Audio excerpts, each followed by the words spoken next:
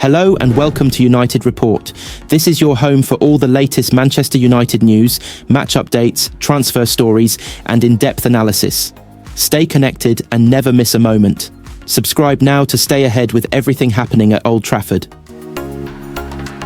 A number of Manchester United players think they know why Jadon Sancho failed under Erik ten Hag. Sancho, 25, arrived at United to much fanfare in 2021. With the Red Devils paying Borussia Dortmund £73 million after spending the best part of 18 months trying to sign him. In his first season, playing under Ole Gunnar Solskjaer and Ralf Rangnick, the winger only showed glimpses of his talent, and Ten Hag's arrival was supposed to herald a fresh start.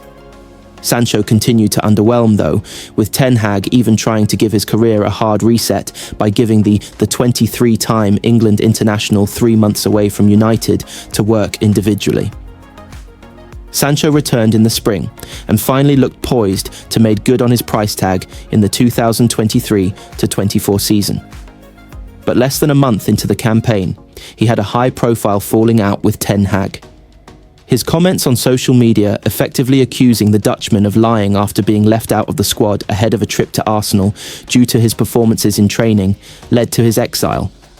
Sancho wasn't even allowed to eat in the first-team canteen because of his refusal to apologise to Ten Hag, and in January 2024 he returned to Dortmund on loan. The former Manchester City prospect impressed, helping the Bundesliga giants reach the Champions League final, and later that summer he and Ten Hag buried the hatchet. Or so it seemed. After not setting the world alight in pre-season and missing a penalty in the Community Shield, Ten Hag allowed Sancho to be loaned out to Chelsea, where he started brightly, but has failed to register a goal or assist since January 4th. The Blues have the option to buy Sancho permanently for between £20 million and £25 million, but what's more likely is Chelsea paying a £5 million fee to terminate his loan at the end of the season.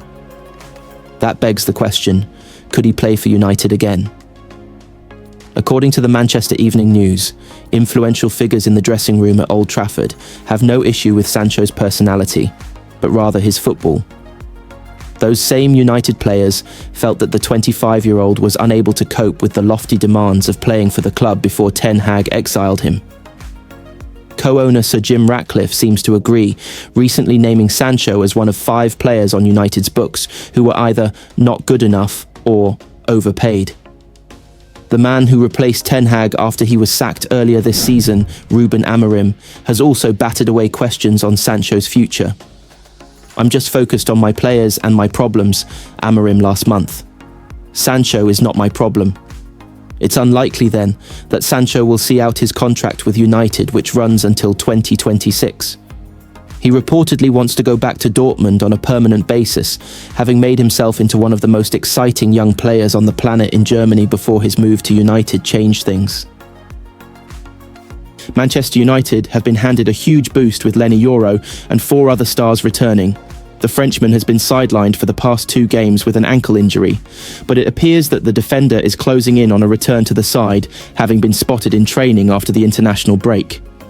Yoro has played a full role in United's preparations for their chasing Nottingham Forest next Tuesday, and he is not the only defender who looks set to return to action sooner rather than later. Yoro's fellow centre-back Harry Maguire is also edging towards a return. The England defender has been sidelined since early March with a thigh injury, but looks to have recovered and could now take to the pitch against Forest. There is one further defensive injury boost for Amorim with the return of Luke Shaw. The left-back has seen his season ruined by injury, having made just 3 appearances throughout the campaign. But he too is now back in training and could potentially be included in the squad for next week's trip to the City ground.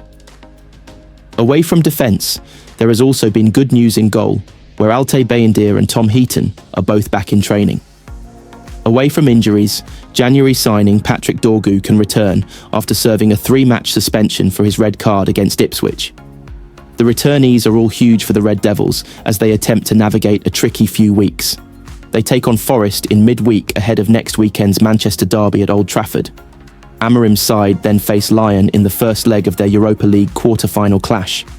And while Amorim will be delighted to see all of the 5 return, there are still a few concerns for United.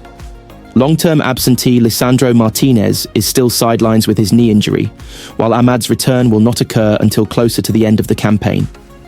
Centre-backs Aidan Heaven and Johnny Evans are also both still out, the former being injured in the comprehensive 3-0 win against Leicester before the end of the campaign. Speaking after that game, United boss Ruben Amorim said, "Well, we have to evaluate during the week. He's a young kid. He doesn't know how to explain what he's feeling, so it's hard for us to know something. He's a little bit more calm now, but we have to assess during the week.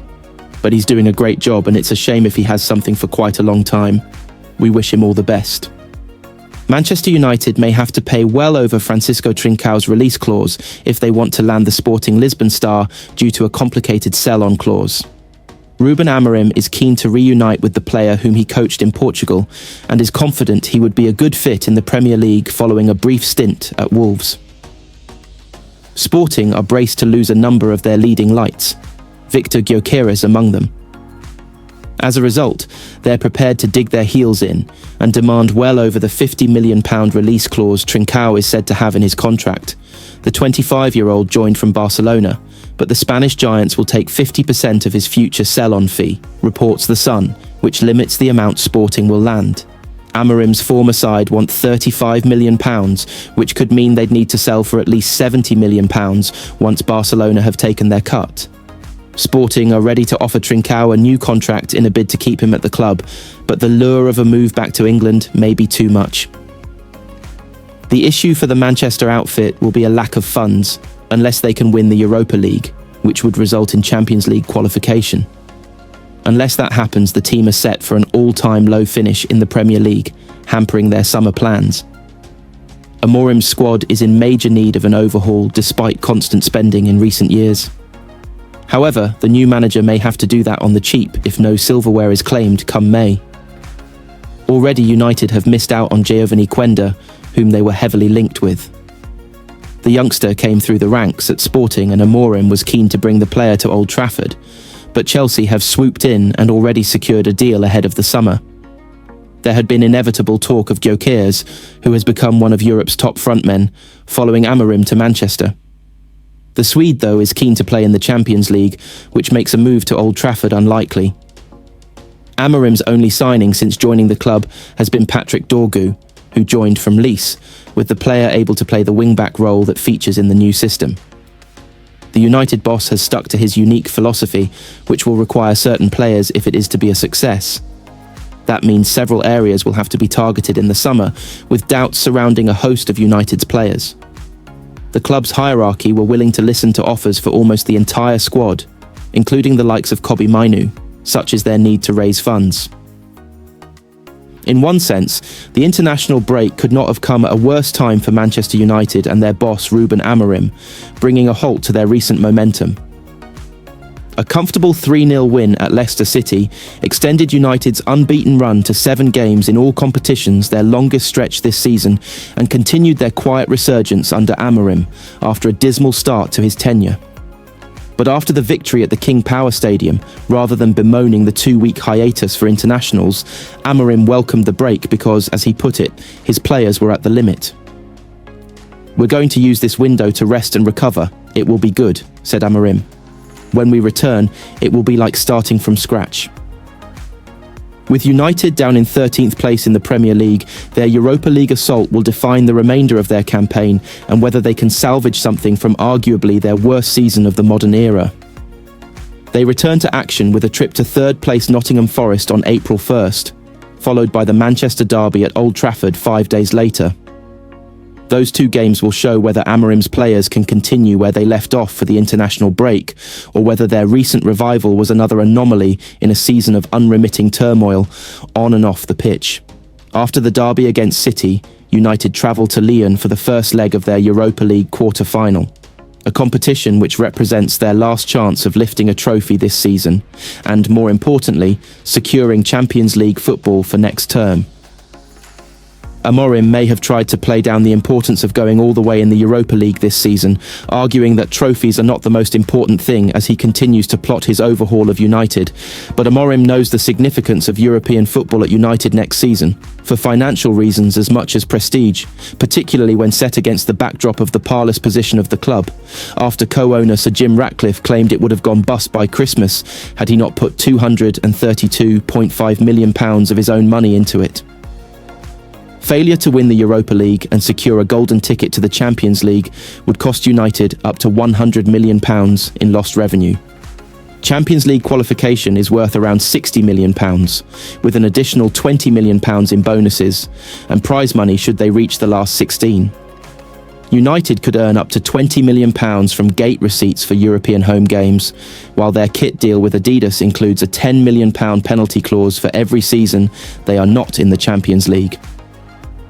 That is why, with United out of the FA Cup and treading water in the Premier League, the Europa League has assumed such importance and will also determine which players they are able to go for this summer as Amorim continues his rebuild. If United can get past Lyon, a semi-final against Rangers, whom they edged out 3-2 at Old Trafford in January, or Athletic Bilbao awaits them, with a potential final showdown against Premier League rivals Tottenham on May 21st in Bilbao's San Mamés Stadium. With United too far down in the Premier League table to qualify for Europe, yet not low enough to be drawn into a relegation battle, everything hinges on the Europa League. Publicly, Amorim may claim otherwise, but privately he knows the consequences should he and his players fall short.